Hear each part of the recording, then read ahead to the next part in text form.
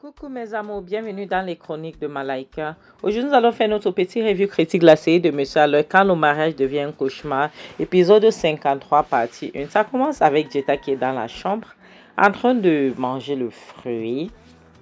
Et voilà donc son bébé, Jonathan, qui marche. Il vient la retrouver. Il prend place. Il dit, bébé, comment tu vas? J'espère que ça va. Jetta ne répond pas. Il demande, bébé, qu'en es-tu avec le business? C'est comment par rapport à notre marchandise? Elle demande, de quel business est-ce que tu parles? Je ne comprends pas. De quoi est-ce que tu parles? Il demande, qu'est-ce que tu racontes? Le business dont j'ai mis la maison, si, en fait, le business que toi et moi, je t'ai donné les papiers du terrain, les papiers de la maison. Elle dit, je ne sais pas de quoi est-ce que tu parles. Je n'ai aucun business avec toi. Je ne traite aucun business. Elle dit quoi? Qu'est-ce que tu racontes, Jetta? Qu'est-ce que tu es en train de parler? Cette maison-ci, j'ai mis ça. Donc, on a prêté l'argent avec cette maison et le terrain pour faire un business. Maintenant, elle dit, qu'est-ce que tu racontes, monsieur? Je ne sais pas de quoi est-ce que tu parles. Je n'ai aucun business avec toi. Je n'ai traité aucun business. Tu as l'argent. De quoi est-ce que tu parles? Tu m'as donné quel argent? Hein? Jonathan dit, Jetta, moi je n'aime pas. Si c'est la blague, il faut arrêter.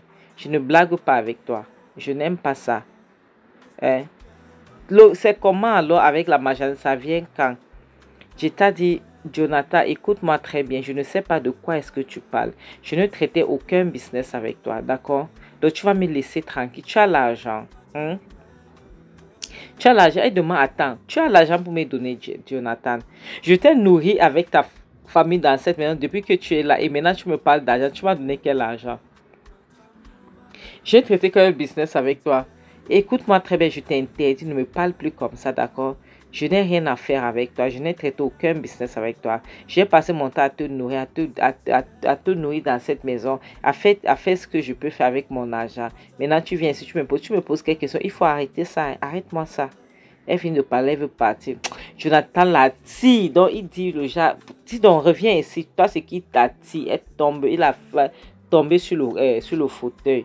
Il dit, mais c'est qui ça? Tu blagues. Elle se lève alors. Comme elle mangeait la mangue avec le couteau, elle ramasse le couteau là. Il dit que, écoute-moi très bien. Je ne blague pas avec toi. Hein? Je ne suis pas le genre de fille là que tu manipules comme n'importe comment. Tu blagues avec moi et te fais ça, je te rentre ça dans le ventre. Est-ce que tu as compris? Est-ce que tu as comme Jonathan dit pardon, Jetta, arrête s'il te plaît. Ok, c'est bon, j'ai compris, s'il te plaît, arrête. Jetta dit, regarde-moi ça. Hein? Tu as même le toupet de me poser les questions. Tu me poses les questions à qui comme ça?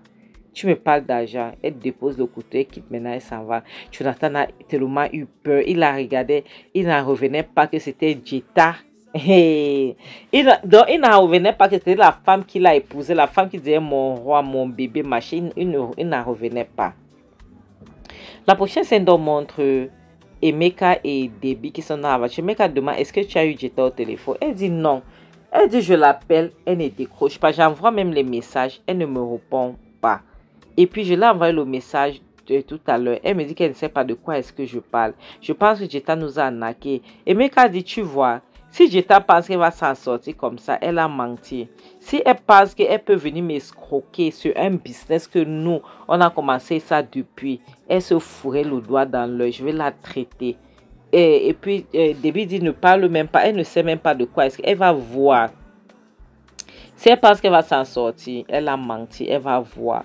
La prochaine scène montre Jetta qui descend les escaliers. Son téléphone ne fait que sonner. Il y a Emeka et Debbie qui appellent depuis. Ça sonne toujours. Elles envoient les messages. Ils envoient le message, pardon, elle ne répond pas. Ça l'énerve, dit que mais c'est quoi ça? Elle jette dans son téléphone sur le canapé. Elle dit que mais c'est même quoi? Et qui dort, elle part, je sais pas, elle partait où c'était dans la cuisine, c'était où. Elle s'en va. Et voilà dans la prochaine scène qui montre Jonathan aussi qui descend les escaliers de la chambre. Tu vois, parce qu'il était derrière Jetta. Et il trouve que le téléphone de Jetta est en train de sonner. Et c'est Debbie qui est en train d'appeler. Il regarde le téléphone. Il dit Bibi. Attends, il dit Debbie et Jetta se connaissent.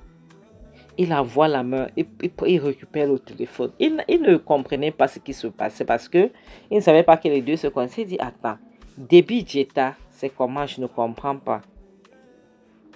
Debbie et Jetta se connaissent. Maintenant, il décroche dans le téléphone. Depuis qu'il dit, Jetta, ça veut dire quoi?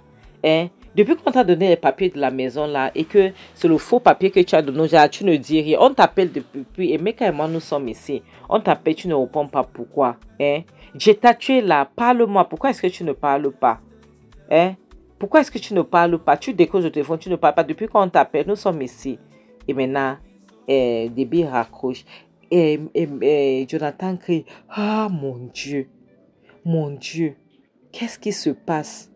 Maintenant, elle écoute dans le message de Jetta et Debbie, maintenant qui parle des choses. Ah Seigneur, la prochaine scène donc montre Jetta qui descend les escaliers, ramasse ses choses, elle met dans la voiture. Elle est en train de fuir parce qu'elle voit que c'est bloqué partout. Elle a déjà réussi son coup.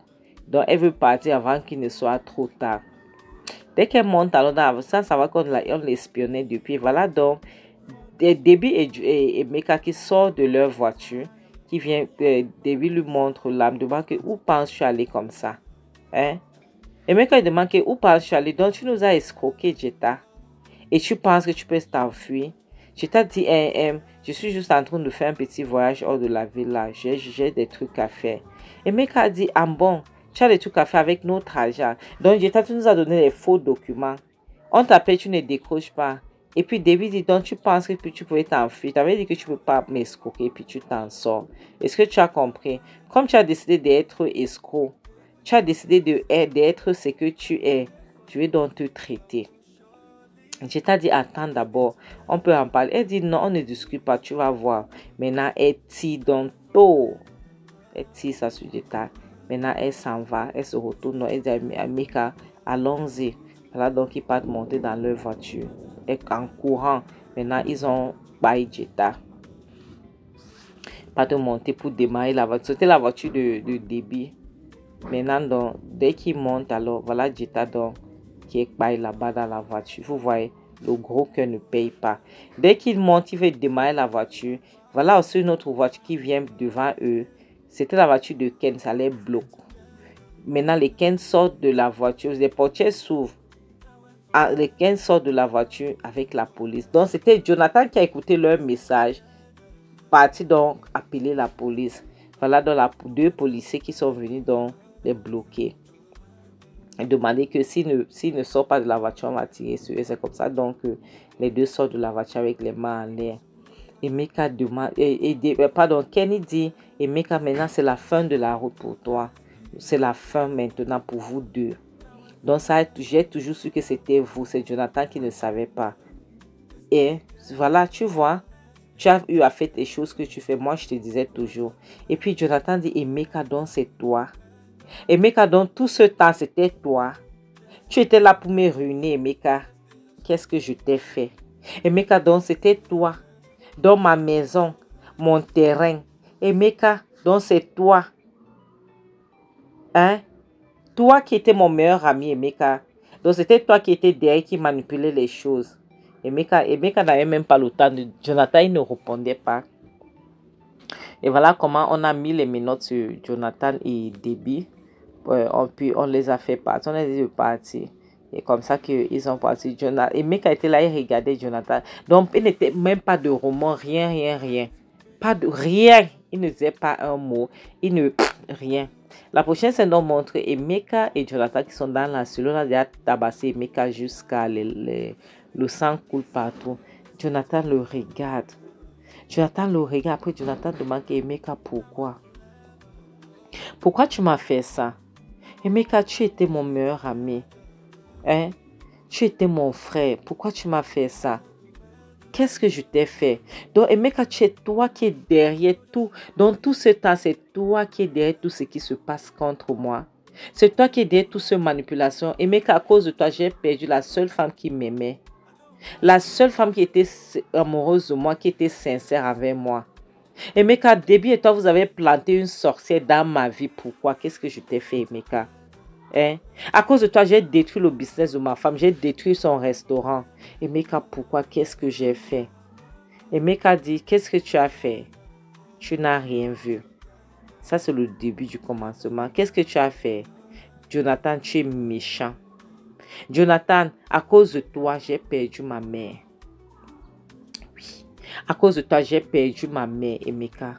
Pardon, Jonathan. Jonathan dit comment? Je n'ai pas payé ta mère, Emeka. Ce n'est pas moi qui ai payé ta mère. Emeka dit oui, tu n'as pas payé ma mère. Mais je suis venu pour que tu m'aides avec sa facture de l'hôpital, 300 000. Tu n'as pas pu. Lorsqu'elle est payée, tu as sorti 3 millions pour l'enterrer. Emeka dit quoi? Et c'est ce jour, et Jonathan dit quoi? Jonathan dit Emeka, je ne suis pas le fils de ta mère. Emeka, je ne suis pas le fils de ta mère. Tu n'as pas le droit. C'est toi son fils. C'était toi. C'était à toi de faire tout ce que tu pouvais pour aider ta mère, pas à moi. Je ne t'ai pas obligé. Hein? Je ne t'ai pas obligé, Emeka. C'était ton travail de le faire, mais pas moi. Emeka dit oui. Mais ça ne t'a pas empêché de sortir 3 millions et de l'enterrer. Tu n'étais pas son fils, mais tu avais 3 millions à dépenser. N'est-ce pas? Mais tu n'étais pas son fils. C'était mon travail, mais tu ne m'as pas laissé enterrer ma mère. Tu te moquais de moi. C'est ce jour-là que j'ai décidé, le jour où ma mère est paille, que j'ai décidé de te nuire, de te détruire, de détruire ta vie. Il a commencé à rire. Jonathan dit quoi? Emeka, pourquoi? Emeka dit oui, tu n'as rien vu. Maintenant, tu n'auras pas de maison, tu n'as rien, tu es rien. Il a commencé à rire. La prochaine scène donc montre Béni qui est assise dehors avec son père. Voilà donc l'avocat au type monsieur qui a acheté la maison s'approche et dit, il vient saluer. Jonathan était en train de pleurer avec sa fille à côté. Il vient saluer. Jonathan se lève. Jonathan demande oui. Bonjour. Qui êtes-vous, monsieur? Et pourquoi est-ce que vous êtes là? Il dit, je suis l'avocat du monsieur, du nouveau propriétaire de la maison. Et où est madame Jetta? Et puis, Jonathan dit, Jetta n'est pas là. Il dit donc, nous avons donné à Jetta 3 mois de libéré. Il dit quoi? 3 mois de libéré quoi? Ça, c'est ma maison. Ça, ce n'est pas la maison de Jetta. Ici, c'est le chômage. Je vis ici depuis des années. Ce n'est pas la maison de Jetta. Il dit, nous avons tous les documents de cette maison. Si nous avons payé la maison, on a donné là, ça fait 3 mois. On lui avait donné 3 mois de vivre ici. Et maintenant, le propriétaire veut récupérer sa maison. Donc, vous devez libérer. Vous avez 24 heures pour libérer. Oui. Et sinon, on va vous sortir d'ici de force. Et Jonathan dit, je ne comprends pas, monsieur. Pardon. Je ne vous connais même pas. Qu'est-ce que vous racontez? L'avocat dit, oui. Tu ne me connais pas, mais je t'ai dit que cette maison appartient à mon client. Jonathan dit quoi? Quel client? De quoi est-ce que tu parles? Hein? De quoi est-ce que tu parles? Vous ne pouvez pas rester ici. Ce n'est pas votre maison. Ça, c'est ma maison. L'avocat dit, si je ne me laisse pas, je vais te traîner en justice pour harcèlement. Donc, ne me touche pas. Vous avez 24 heures. Et puis, ça va. Jonathan s'est mis à crier. Béni s'est mis à pleurer. Béni dit, oh mon Dieu. 24 heures, papa. Jonathan dit, Seigneur, où es-tu? Mon Dieu, où es-tu? Seigneur, pardon, viens m'aider. Mon Dieu, où es-tu? Tu es mon Dieu. Non, tu as toujours dit que tu étais mon Dieu. Où es-tu? Je te cherche partout. Tu es où maintenant? Pardon, viens, j'ai besoin de toi. Parce que là, je ne comprends pas ce qui se passe. J'ai besoin de toi. Seigneur, tu dis que lorsque tes enfants vont crier au secours, tu serais là. Maintenant, là, je suis en train de crier. Je ne connais pas. La femme que Emeka et Debbie ont plantée dans ma vie m'a ruiné. Jetta m'a fini. Jetta, tu m'as fini. Jetta m'a ruiné. La prochaine scène montre Debbie et son père. Depuis demain, le lendemain, papa, il est 24. C'est maintenant, nous sommes en train de... Nous devons partir. C'est qu'est-ce qu'on va faire? Qu'est-ce que nous allons faire? Papa dit quelque chose. Ok, parce que c'est aujourd'hui que nous devons quitter. On fait comment? Qu'est-ce qu'on va faire? Parce que où je suis là, je ne sais pas. Ce que nous devons faire. Tu penses qu'on va faire? Qu'est-ce qu'on va aller où? Son père dit, je ne sais pas. Sincèrement, ma fille, je ne peux pas te mentir. Je ne sais pas. Hein? Qu'est-ce que tu en penses? Tu penses qu'on peut faire comment? Parce que où je suis là, ça me dépasse déjà. Aide-moi, papa. Et pourquoi est-ce que est-ce qu'on ne peut pas vendre toutes les choses que nous avons ici, tous nos biens, comme elle a vendu la maison, et puis on puisse en parler, louer un appartement quelque part. Son père dit, ma puce, tu ne comprends pas. Elle a tout vendu, y compris tout ce qui est dans cette maison. Rien ne nous appartient. On va seulement sortir avec nos vêtements, c'est tout. En dehors de ça, rien d'autre. Elle dit, papa, qu'est-ce que tu racontes? Je ne comprends pas. Donc, ce que tu dis là, je ne comprends pas. Et tonton Ken, alors, est-ce qu'on peut pas aller chez tonton Ken? Son père dit que non, tonton Ken a voyagé.